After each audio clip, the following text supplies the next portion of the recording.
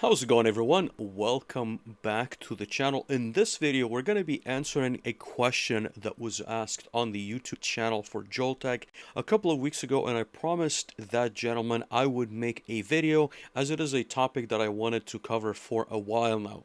And so we're going to be talking about connecting wirelessly to your control systems, more specifically to PLCs. We're going to talk about why it is a problem. I'm going to be sharing some experience from my past from systems integration and commissioning equipment, explaining where this may come in handy. So for those of you who are new in the field, there's going to be a lot of different tips that you want to pay attention to. We're going to talk about different trade-offs and different parameters when connecting to PLCs, and then we're going to finish off talking about a different approach that may be suitable, again, in very specific applications where you may want to allow more people connecting remotely, depending, of course, on your side, depending on your IT and OT best practices. But without any further delay, let's get started. So if you have been in our industry for long enough, you will know that there's going to be a lot of different protocols when it comes to communication. And that relates to communication to different field devices,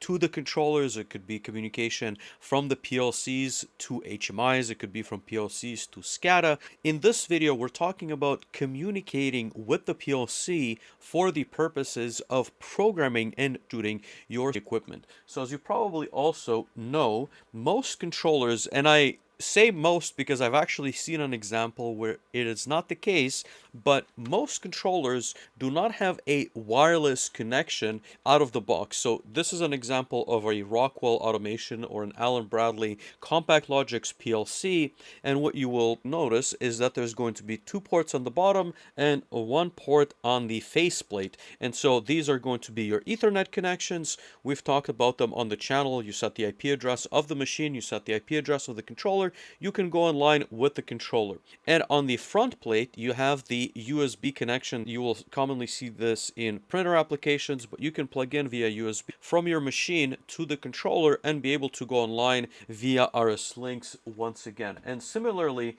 we have the option on the Siemens side. So we have the S7-1200 Generation 2 series right here. We have the S7-1500 series down on the middle shelf.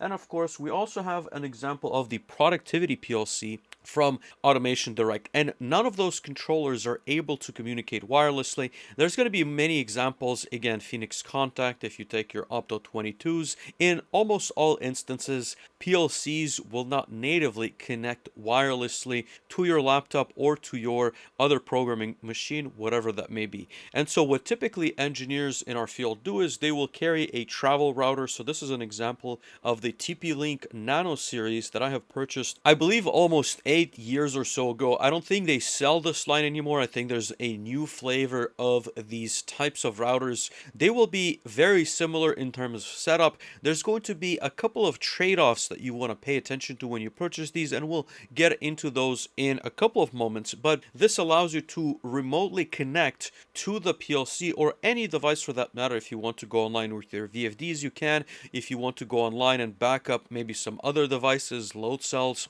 anything that talks on that specific network, you can. And of course, the other alternative is going to be to have one of these consumer-based, if you will, switches or routers. As we can see here, it is a Wi-Fi router, dual band. You will notice again from TP-Link. There are other options available. TP-Link is not the only manufacturer of this type of hardware. I want to get in as to why it is needed. So we understand the PLCs don't have this option. Until I had very specific requirements in the field, did not necessarily understand or have the need or have the problem that I have experienced further in my career. So as you transition perhaps from working at a plant that has some connectivity, in certain cases you don't, but ultimately you will have assets that are typically going to contain an electrical panel with the PLC. And so in almost all cases, when there is a problem, you will need to come down, you will need to set up your laptop on a conveyor belt, on a bucket. There's going to be a lot of, I would say, different variations of how you're going to deploy, but you're then going to bring a roll of the Ethernet cable or sometimes the USB cable, again, depending on what you're connecting to. It could also be the translator from, let's say, USB to RS-232 or 485, plug into your PLC, get the program, or again, if you have it already on your laptop, go online with the PLC, troubleshoot, make changes, so on and so forth. So that's use case number one, if you're inside of a facility that has not been networked. In my instance, and I've experienced this a number of years ago, I was sent to commission equipment for this peanut butter facility, and what had happened was the electrician that was promised to help me, that means validate the equipment, check out all of the I/O, validate that all the safeties are coming up. The electrician ended up getting pulled off the project because, of course, the operations are going to be taking priority over any engineering type of work. So what I needed to do at that instance before another engineer was sent to the site is make progress on the I/O side. And as you can imagine, if you're plugged in via an Ethernet cable, regardless of the length, it's not always obvious to bring your entire workstation together with you in certain environments. And it's usually fine if you have a small contained machine, if you're working on a case packer, if you're maybe working on a palletizer, or if you're sitting maybe next to a production line where someone can go and check the I/O. But in that specific instance, I remember this very well because I had to climb 40-foot tall tanks, this vertical ladder, but I had to bring both my laptop, but also to make sure that the connection was established. And that is when I started looking into other applications. And so just to illustrate the environment, so the PLC panel for this specific machine and piece of equipment was being commissioned, it was not connected to the plant network yet. The IT department has not assigned IP addresses. Again, there's a lot of discussions as to why things could happen in a different way or potentially could happen in a better way in this specific instance, but the requirement was to continue checking out I/O, some of which was residing in fairly remote locations. And this is true in many industries, whether you're working in oil and gas, if you're working in food and bev, if you're working in chemical industries, you will often find that the electrical panel is going to be quite far from your I/O. So what you can do, or one of the options that you have, is to install one of these wireless devices. Again, this is just one example, next to a PLC, and we will have the full technical demo on how to do it, but you can then wirelessly connect to that network and go online with the PLC. Of course, the right approach, if you have the full facility, if you have the support of your IT staff, we can then start talking about the OT IT architecture, how you can properly set up servers, how you can properly set up jump boxes. This is to allow you to complete your initial tasks and some of the tasks that may not have IT support in a much better fashion. So let's talk about the constraints. I've mentioned this a little bit in the past. Maybe you have seen the size and the difference. We'll unbox the outer router in just a few moments, but number one constraint is size. So when we're talking about traveling to work on some of these projects, it is simply impractical to be bringing these routers on the plane with you in your backpack. You already are carrying multiple tools. So that's the reason why you're working with some of these smaller form factor devices. The second question is, of course, the price. And you can talk about routers being, I believe this one I had purchased for maybe $30 at the time. The newer model is probably $50 or $60. You can go all the way up to hundreds of dollars or even thousands of dollars if you're talking about enterprise equipment. So of course, you will be in environments that are not as nice as inside of your home, so you want to sometimes use cheaper alternatives that get the job done as opposed to investing in very expensive hardware that will be ruined by the environment that you are in. So it's very easy to replace one of these routers should it fail. It's a relatively low cost. The next item is the range. So as you can imagine, with any wireless electronics, and as we have seen on the image here, you will have the range that is listed on the box. And it's not only range, it's also speed. So when you start having multiple people connecting to, let's say, the small router, when you're starting to be a little bit further away, you may need something that carries multiple antennas, as you can see on the packaging, which may be the requirement for specific sites, depending again on the industry. If you're going to be working in a fairly large facility and whatever you're commissioning has a panel further along the production line, maybe you want to invest a little bit more to extend the range of the wireless solution. All right, so we're going to be demoing this on an Allen-Bradley CompactLogix PLC, different from the one that I have shown you just a couple of minutes ago, but the principle is the exact same. We have one USB port and we have two Ethernet ports on the bottom. We have the first router that we're going to configure, and what I wanted to do is, before we obviously get into what's already been pre-configured, I'm going to factory reset the device. So what I have here is one of those phone pins that you can typically eject your SIM or SD card with, and what I'm going to do is I'm going to press it in until we get a click, and then we're going to hold until the device factory resets. And once again, this is going to be in the manual, so I recommend that you follow what is written there if you have purchased maybe a secondhand device, or if you simply have lost the password. So you'll notice it will stop blinking after we have been pressing for a few moments. And at that point, what we can do is we can unplug the power cable, which is just a USB mini, and we can plug that back in. Let's see if everything comes back online. You'll see it will probably take a couple of moments to boot up, but ultimately we can now find this network on our laptop, in which we're going to look at in just a couple of moments. But we're going to place it next to the PLC, and what I'm going to do here is, again, exactly what you will find in the electrical panel. Is I'm going to connect this extremely short, this is not even a foot-long Ethernet cable, from this port on the router that we have to the appropriate port of the PLC. And of course, for the purposes of the demo, it doesn't necessarily matter where we're going to connect to. We can connect to port 1 or port 2. However, first and foremost, on these PLCs, the upper one, I guess looking at it this way, is going to be port 1. The down one is going to be port 2. In this case, as you'll see here, 192.168.0, that is where I'm going to connect. That IP address is extremely important because it's how we're going to configure our software, be able to ping the device. So that is pretty much all the hardware configuration we need. We have 110 coming in into the power supply, powering the PLC. Usually you'll find that inside of the panel. And then we have a 5 volts, again, from a standard USB plug for this specific router, and then the Ethernet cable is connected between the two into the port that we have a known IP address on. Hi, my name is Vladimir Romanov. I am the founder of Joltek as well as Solus PLC. With a background in electrical engineering and MBA, and over a decade of experience leading projects in manufacturing and industrial automation, I help engineers, managers, and manufacturers make smarter technical and business decisions, modernize their operations, and build stronger careers.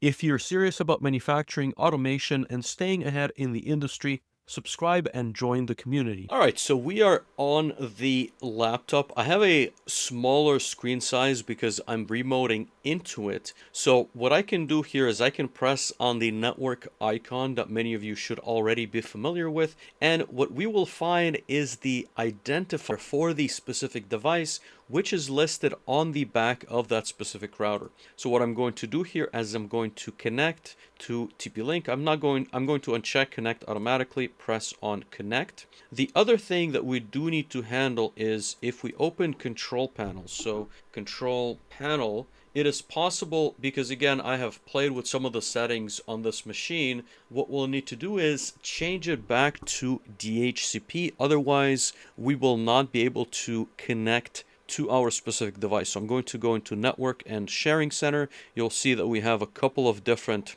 networks. I have the Solus PLC one, which is the wired connection, and then I have the TP-Link, which we have just connected to. I'm going to go into adapter settings. In this case, once again, I want to focus on the wireless connection. I'm going to pull that up. I can go into properties. Here I'm going to select, let's see here, IP version 4. Everything is automatic. That is perfectly fine. What I can now do is, if I go inside of my command prompt, I can type in here, let's see, config, unpconfig, and we should be able to find, if we scroll down, the wireless adapter should give us an IP address of 192.168.0.100. So if we go to the .1 IP address, I believe that we should be able to access this specific device. Let me just double check. The problem that I have is that I have two TP-Link devices, so these should both have the same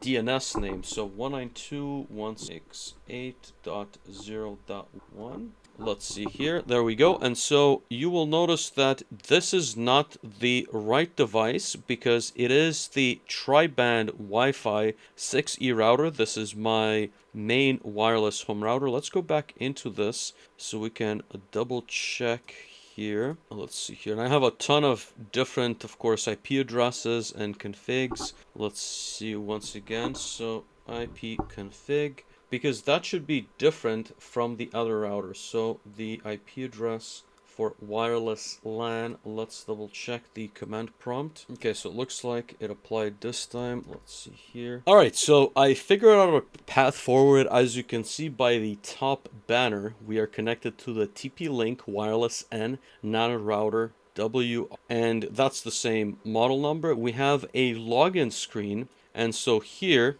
if I put in the user default is admin and password is admin, I can log in, and what I should be presented, again, there's going to be, obviously it is not a secure username and password. I will be presented with a prompt that allows me to set up the device, and here I'm just going to zoom out a little bit. But in this case, what I'm going to choose is, of course, I'd like to configure the device, so I'm going to select next. I'm going to change the username and password. So that was admin, and I'm going to select something different. So that's going to be Joltek, and I'm going to select a different password. Again, in most of these use cases, doesn't need to be extremely complicated, but someone could access your wireless network if left unchecked. So I'm going to press on next. It's going to give me a warning once again. So there's going to be different modes, and I would encourage you to look in the data sheet what they actually mean.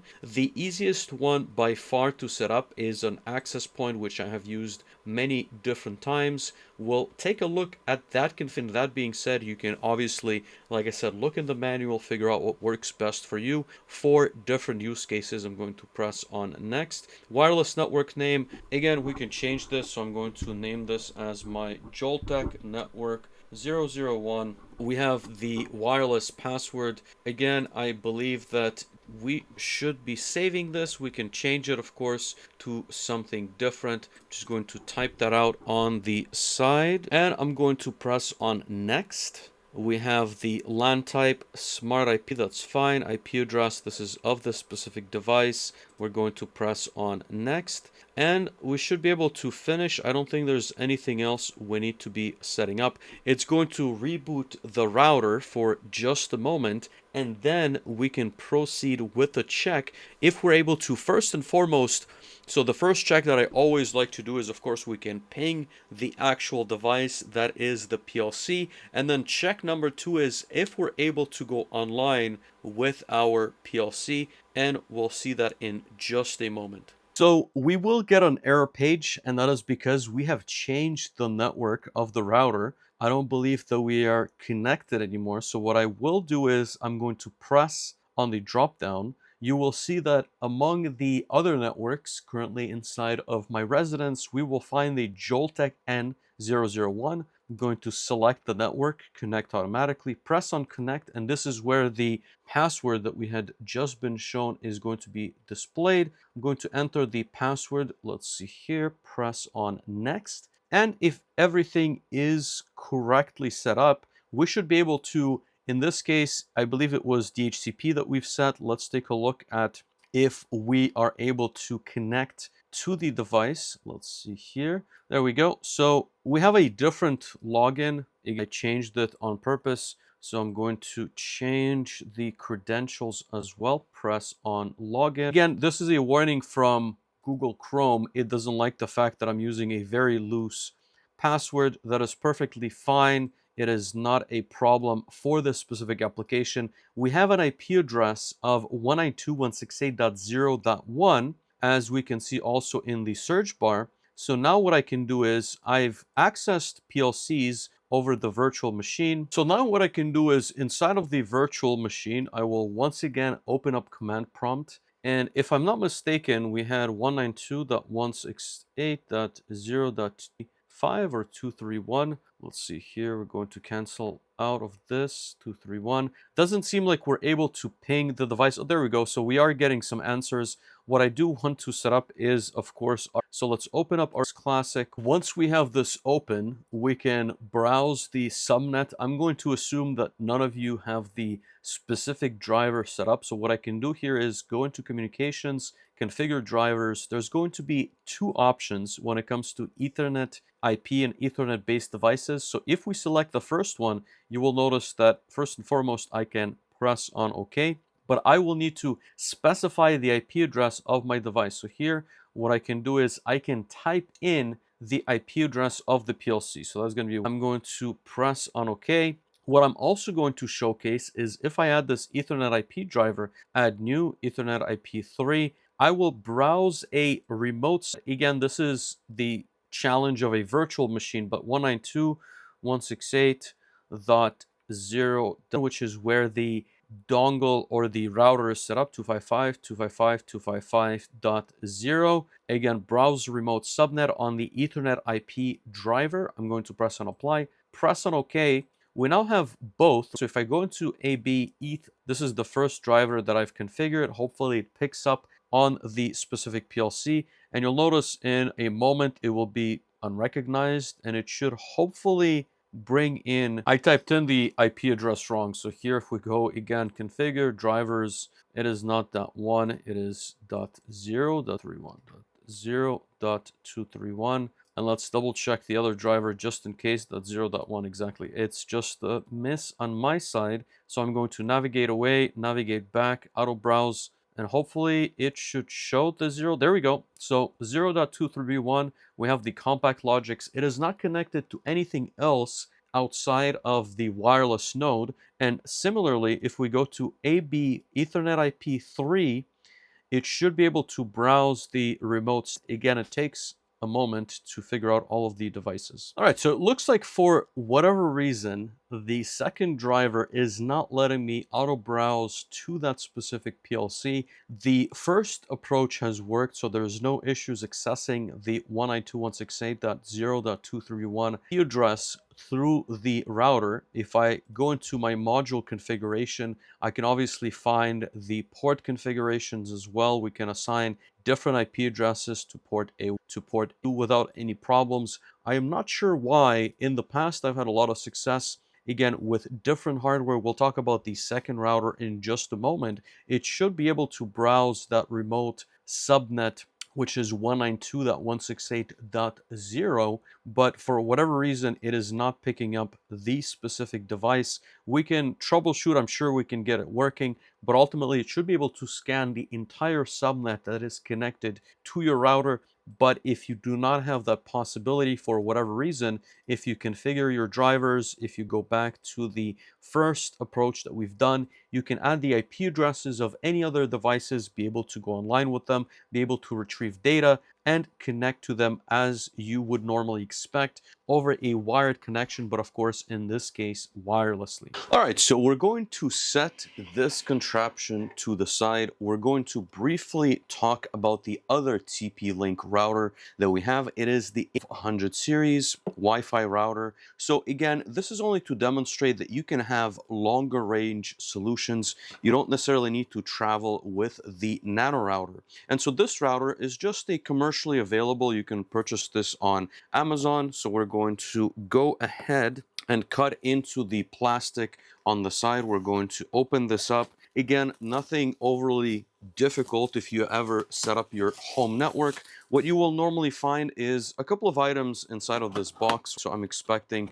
the usual corrugated cardboard where everything is going to be. As I've mentioned before, this is probably a bit more bulky to travel with. So this is the nano router versus the large size. So this is typically used for home networks. We're going to remove some of the plastics. Of course, we have the antenna, as we would expect. We can place that on our desk. The process for setting up one of these is going to be very similar. So you will have a one outlet. Again, if you're going inside of panels, hopefully you have a connection. If not, you need to run that cable. We get a spare cable. We're not going to need this. We also will not be actually routing from an ISP or an internet service provider. I've talked about this in other videos, but all we need to do in terms of setting up the hardware is, so I'm going to unplug the cable from the nano router. I'm going to land this in one of the orange ports. So once again,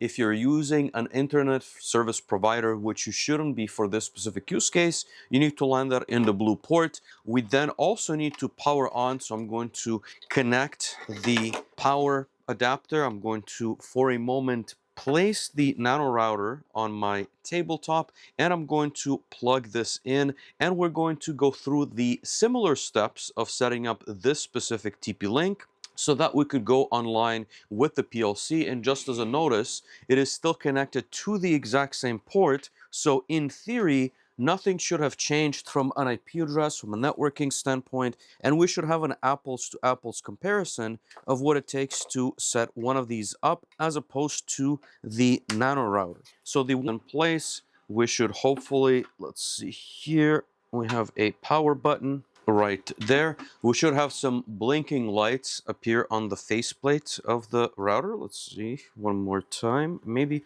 the power adapter is not seated correctly. Let's try that again. There you have it. It looks like we got some boot up faults or just had to wait for a moment. We have all the signals coming up. It probably flashed with the fact that I'm not connected to a normal internet-based connection, which is what these commercially available routers are expecting. But once again, takes a little bit of time to boot. We should be able to get online with the network. Let's take a look at the settings and start from there. All right, so just as we have done in the past, you will notice that the first step is going to be connecting to the actual TP-Link. And in this case, we have two networks out of the box. So I'm going to select the TP-Link. You'll notice that it is a different adapter name. So we have changed hardware, and of course the identifier for the network is going to be different. I would assume that the same password is going to be the default. That is not the case. So I had to grab a picture of the bottom label of the router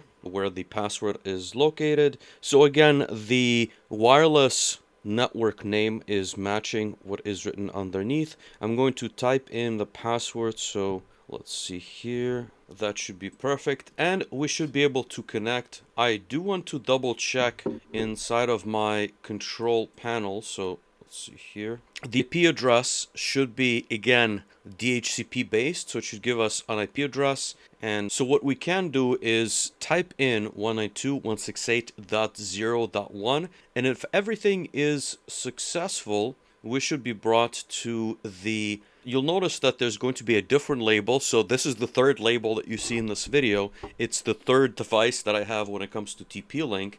But in this case, I'm going to type in a password. So let's see here. Let's get started, and we should be able to connect. So we are wirelessly connected to the router slash switch. It's going to detect our time. Internet port disconnected. This is not something we're looking to do for our application. We can have both networks. Again, this really depends on what you're looking for to accomplish with the specific device. We can leave it on default. Keep your router updated. Again, it's not connected to the internet, so it's probably not going to get the updates anyways unless we explicitly go in and make that happen. I'm going to press on next. And here you'll notice that the interface is a little bit better and a bit more explicit and will tell us what's going on with the different devices. What you will notice is that as we would expect, we can still browse to that same PLC. Just as a test, if I right click and if I go into module configuration,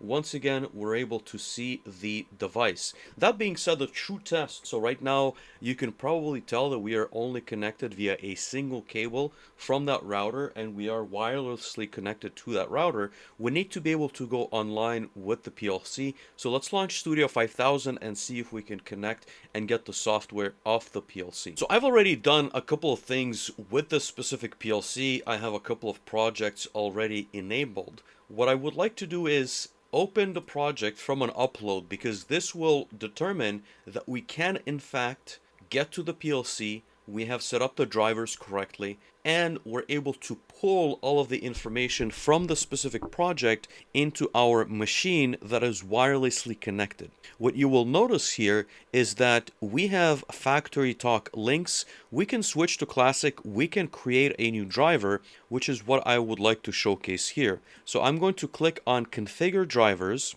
and we're going to go through the exact same steps as we've done before. I'm going to select Ethernet, and we're going to type in 192.168.0, which should be our device. And again, just to briefly explain, the older versions of RSLogix 5000 were all using RSLinx Classic. The newer versions of Studio 5000 are using what's called Factory Talk Links. Again, it is just an updated version of the same software. It is called differently, so you might as well get used to using both if you are in the field.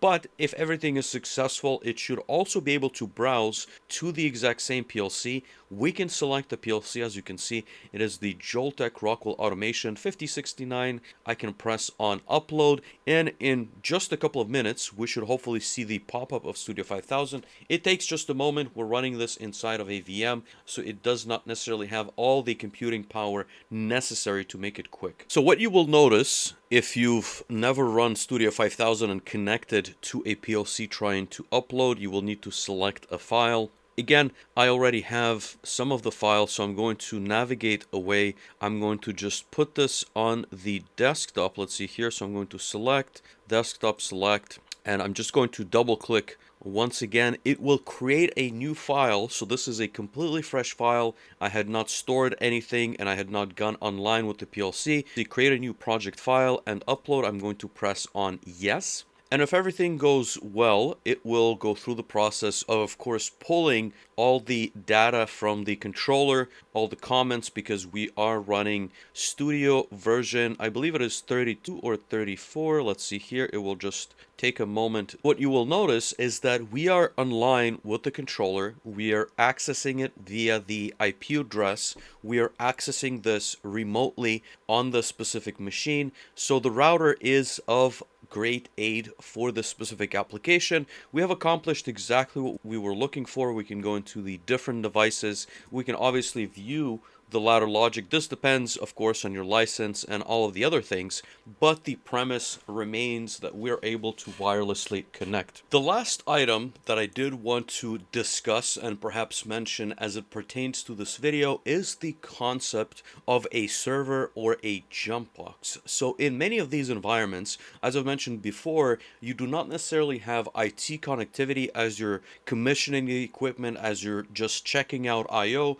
The problem is, of course, if you get disconnected, if you want to remote access into the machine and you're running the software on your laptop and you're trying to connect to a machine that is further out, the solution to that is a jump box. And again, this is something that you should expect once you have proper networks and you have proper IT infrastructure. But temporarily, you can purchase one of these fairly inexpensive mini PCs. And I say fairly inexpensive, a little bit in air quotes, because of course it depends on what kind of power you need, how many people you would like to connect, what kind of software you want to run. But if all you're looking for is to be able to commission equipment, whether you're running Studio 5000, TIA Portal, if you're looking to run perhaps Code Assist or some of the other applications, all you need is a box. And I've talked about this in the past in my training kits, but this box is 512 gigs of an S. It has 16 gigs of RAM,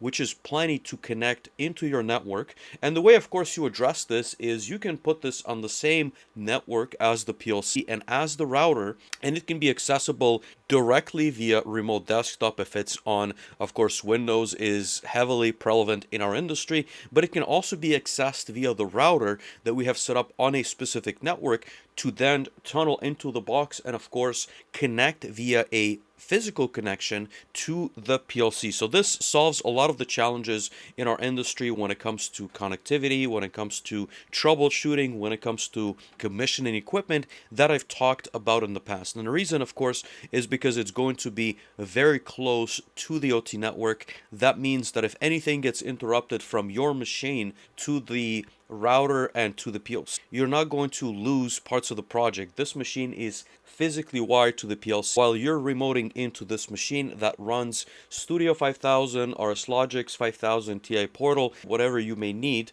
If you have any questions on any of these topics, don't hesitate to reach out. I know that there was a little bit of confusion when it comes to the training kits. There was a little bit of confusion on the OT networking side. So if you have any doubts, don't hesitate to ask. We'll do our best to answer. The best place to reach us is going to be in the YouTube comment section. And of course, if you want to reach out to me personally, that's going to be through LinkedIn. See you next time.